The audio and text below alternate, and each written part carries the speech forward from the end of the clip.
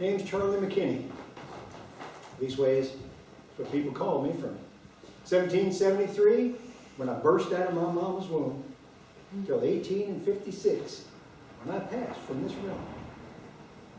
Now, if you ain't never chatted with a spirit before, it might be a trifle uncomfortable.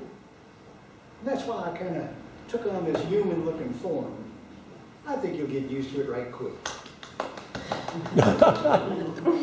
I do have to tell you that I'm a mite uncomfortable myself, because I ain't never done this before. You might ask, why am I doing it today? Well, people tell stories about me and my family. I thought it was time to come down here and set the record straight. And more than that, one of my wives, Elizabeth, that's the one I call my primary wife, she insisted on it. Now, there's some things in the spirit world that are just the same as down here. One of them is, if Mama ain't happy, ain't nobody getting no rest, no time. So here I am. And here y'all are. And I appreciate that. Well, let's see. Where should I start? Well, let's start with that thing about me having multiple wives at the same time. Now, that ain't exactly accurate. I mean, it's true that I was living with 4 women that I know in the biblical sense, if you catch my drift. But only one of them, that would be Elizabeth, had my name on the marriage paper. Now, don't get all self-righteous on me. I don't want to hear you call me names and all that sort of thing, because you need to understand it. 2 of them women were on that property at the behest of Elizabeth. That's right. You know, maybe I should back up a little and explain this. See, it all started when Elizabeth and me and the 2 youngins we had at the time moved up to McKinney Cove. Now, of course, it wasn't called McKinney Cove back then because it's named after me, and that didn't happen many years. I was out in the north part of the property one time. I was cutting down trees, building a house, and Elizabeth came out. She had a tall glass of cold lemonade, which I really appreciated. Then she started asking questions like women do. And things like, Charlie McKinney, why are you building a house out here? And who's this house for? Such like that. Well, I had to explain to her that I was building this house for a woman that was with child that, well, that I might have participated in making. You can guess she wasn't none too happy to hear that. I thought she might leave me right then and there, and I wouldn't have blamed her a bit if she had. But I thought maybe she'd calm down a little when I explained to her that, well, this woman's folks throwed her out. Said they weren't going to have nothing to do with her nor her baby. Just put her out on the street. Well, I thought I had some responsibility in the matter. I figured the least I could do for this woman and her baby, our baby, was make sure they had a roof over their heads. Elizabeth understood that much. But that weren't the worst part. When I explained to her that this woman was Peggy, her sister, there was smoke coming out in her ears. She turned on her heel and shouted over her shoulder, Charlie McKinney, don't even think about coming back to the cabin tonight. Well, it was actually several nights before I could get back in that house. And she started forgiving me.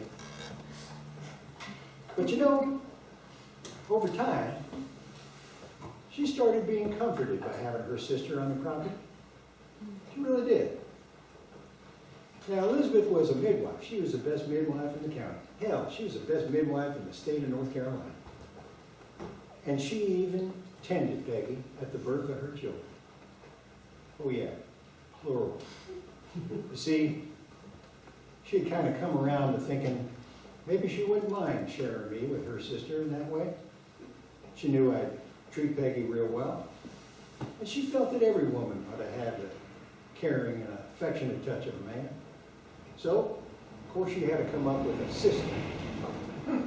Now, the first year we were up in McKinney Cove, I killed a bear and still had that bear skin. So, At night, when I was ready to go to bed, I'd look at the two doorsteps, and whichever doorstep that bearskin was in front of, that's where I was sleeping that night. Now, who do you suppose decided where that bearskin was going to be? Oh yeah, that was all Elizabeth. Now, the third so-called wife was Sally Hobson. Sally was a married woman. Don't go there. Don't be jumping on that horse. Calling me names again, because Sally was all Elizabeth's idea. This was not mine. See, Sally had come to Elizabeth with a broken arm. She was bruised all over. She was bleeding something fierce from a miscarriage she had because her husband beat her when he was drunk. And she brought her two youngins with her because she knew he beat them too when he was drunk. And the truth of the matter is, that man was almost always drunk. Well, Elizabeth fixed her up. And I said, Elizabeth, what do you want me to do about all this mess? She said, Charlie McKinney, you go out there and you build a house for Sally Dobson, just like you done for Peggy. Elizabeth, being the woman that she is, she felt that Sally needed to know a tender touch from a man, not what she'd known all her life. And so it weren't long before that bearskin showed up in front of Sally's house. The fourth house that I built, well, that was for Nancy.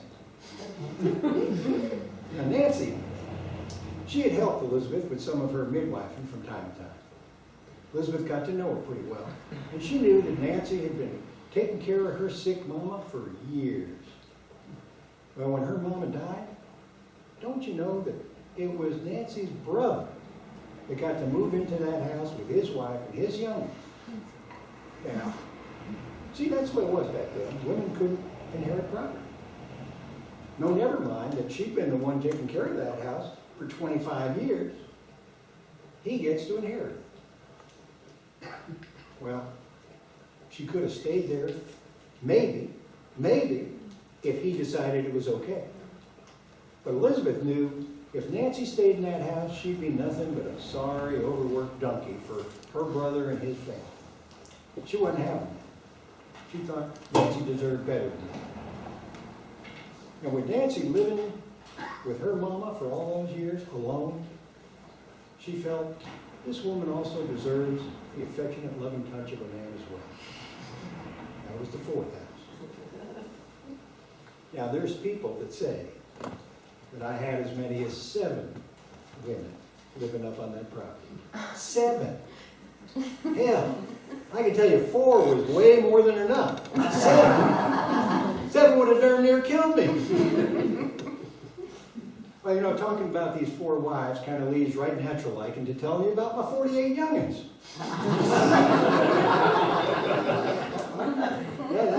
That's pretty accurate.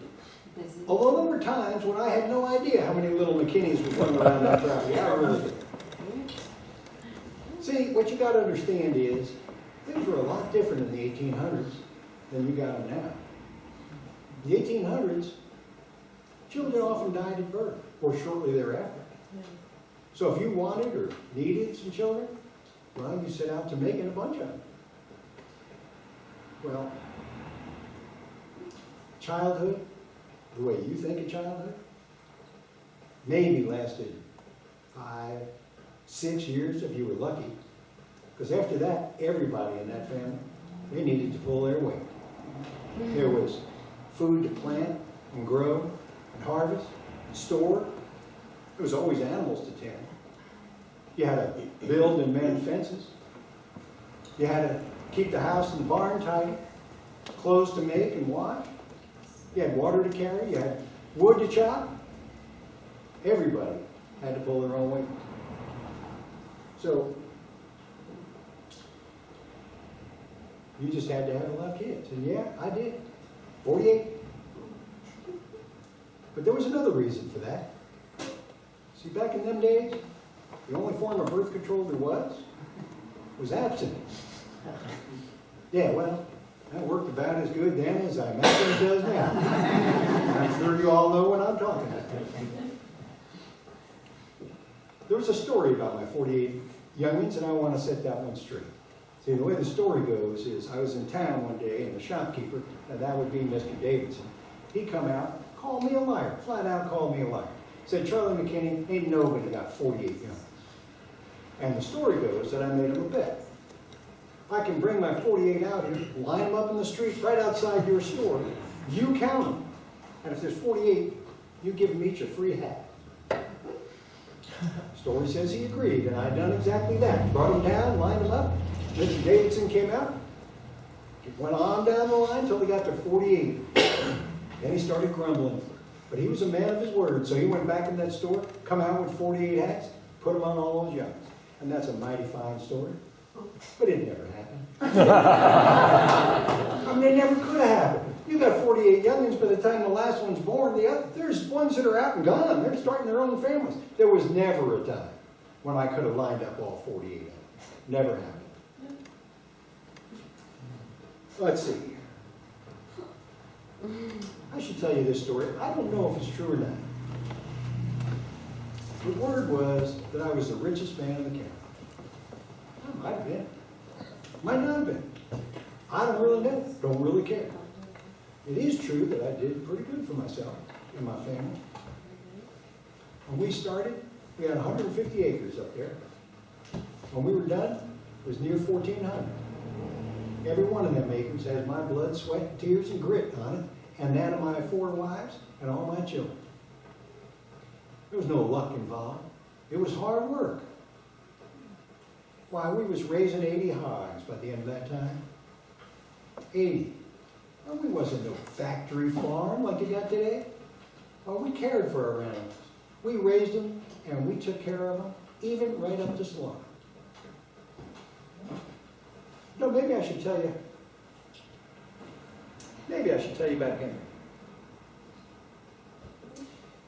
Henry was young, he was strong, and he was smart as they come.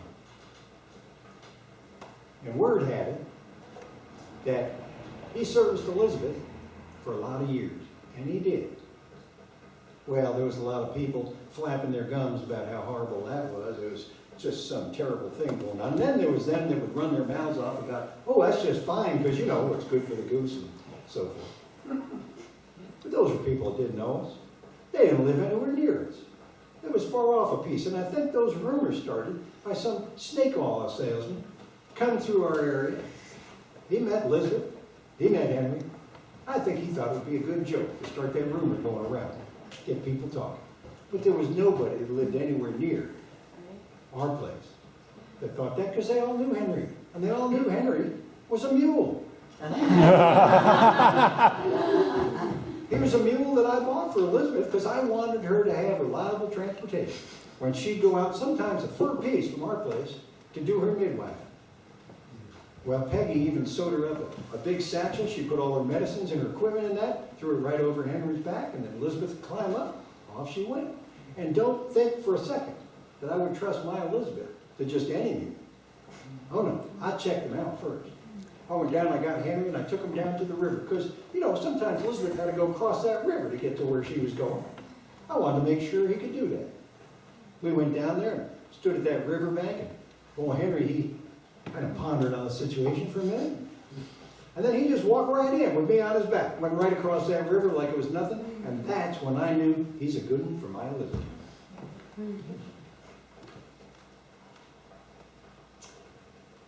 There's a story I should tell you. And this one's God's honest truth. You can look this up in county records. When Nancy come to live with us, having been thrown out of her house because of those stupid laws back then, I got to fretting. I mean, what was going to happen to my Elizabeth? And Sally, and Nancy, and Peggy, if and I was to die? I got all them sons. They'd all come running in. They'd grab whatever piece of property they want. They might just throw their moms out. They could be out in the cold. I wasn't going to stand for that. No way. So I come up with a plan. Well, never heard of anybody doing this before. I thought it was worth a try. So when I died in 1856, I left me a will. And that will clearly stated what property each woman was going to get. That's right. I left the property to 4 women. Each one had bunch of acres that her house was on. Well, I mean, I know that wasn't legal. You couldn't legally leave anything to women. I know that.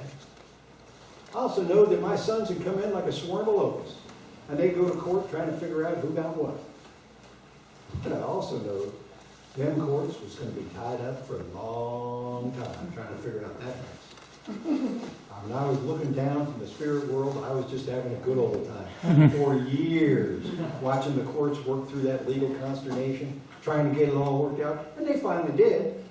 They did. They figured out which son was going to get what and all that kind of stuff, and they got that done. But by the time they got it done, Elizabeth and Peggy and Nancy and Sally had died. And they had all gotten to live out their whole natural lives in the houses I built for them, on the property that they worked so hard on. And you know, I'd like to kind of think that them shenanigans I pulled back then might have something to do with the privileges and rights that you ladies enjoy today. So I'm proud of that. Oh, I should mention one other thing. You might hear some stories about another Charlie. Don't get them confused with me. That would be Charlie Silver. Now, see, most of them stories are true. Most of them are about Charlie Silver's pretty little 17-year-old wife. Her name was Frankie, who chopped him up in so many pieces, they buried that man in 3 different graves. And there's stories about why she done that, how she come to that point. And if you want to check this out, you can check the state records, because Frankie was the first woman ever hanged in the state of North Carolina for a crime. Now, I could start in on them stories, but I think we'll leave that for another time, because I hear Elizabeth calling.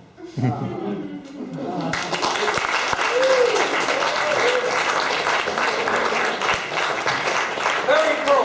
Very cool.